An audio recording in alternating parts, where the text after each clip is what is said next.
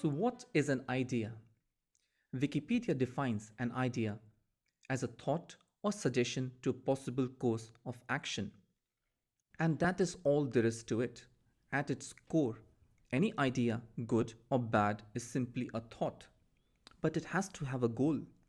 Random, fleeting thoughts are not ideas. This is one way to look at it. I like to look at it in a different light. An idea is the smallest unit of action. And you might have heard the new trendy saying that ideas are nothing, everybody has ideas. It is all about the execution. Yes, execution is important. There is no denying that. But ideas? This is where it all starts. Ideas built on top of each other lead to plans. Plans lead to action.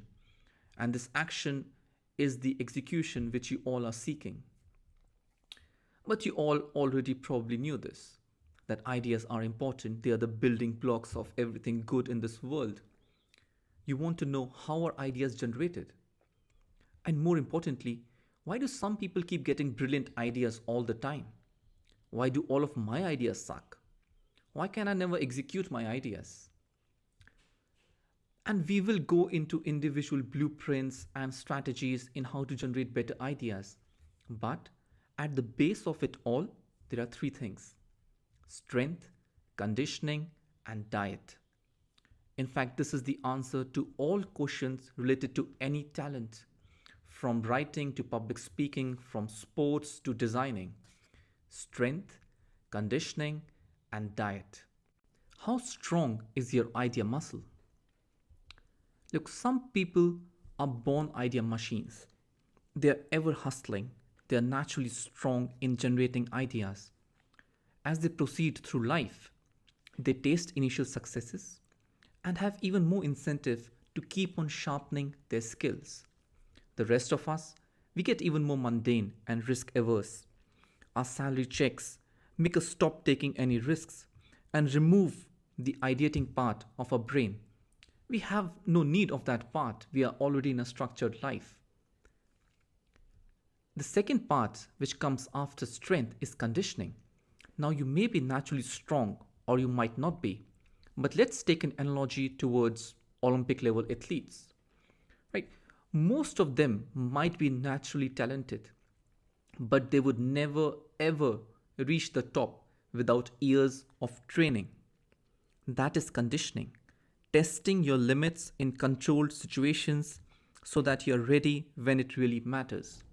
So, we saw in the previous slide that some people are naturally strong in the ideating department, but even they have to condition. If they don't condition themselves, if they don't keep on challenging themselves, they would never proceed further because times change, technologies change, your competition changes. So, how do you condition your brain? How do you condition and train your idea muscle? Well, unfortunately, there are no gyms for training your idea muscle. You can't simply Google best exercises for generating ideas like you would best exercises for building biceps. Nor are there any specialized training centers. Conditioning for ideas means that you have to know what is the right way to challenge yourself to build this muscle. And as said before, we will go into individual strategies, but on a macro level, there are two proven exercises for conditioning.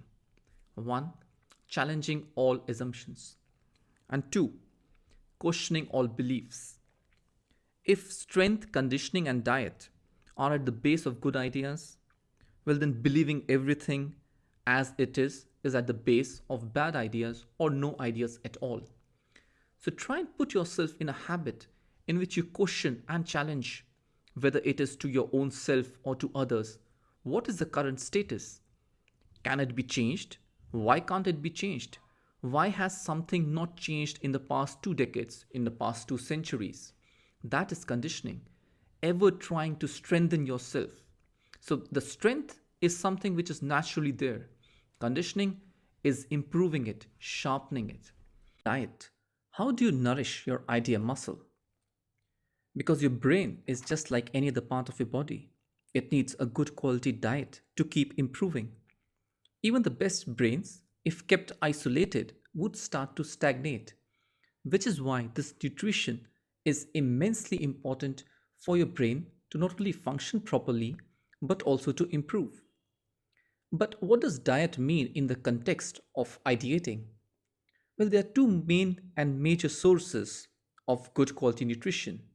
One is reading good material, following top minds.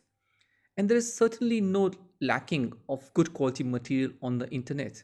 If anything, you would probably have to filter out the noise, take out what is not relevant to you.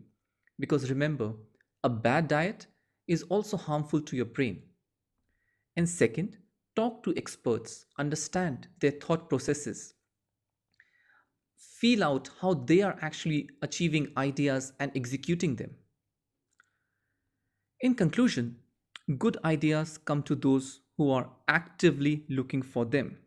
If there is one insight you take out of this course, it is that you must actively look for ideas, for gaps, and for solutions till the point where it becomes a second nature to you.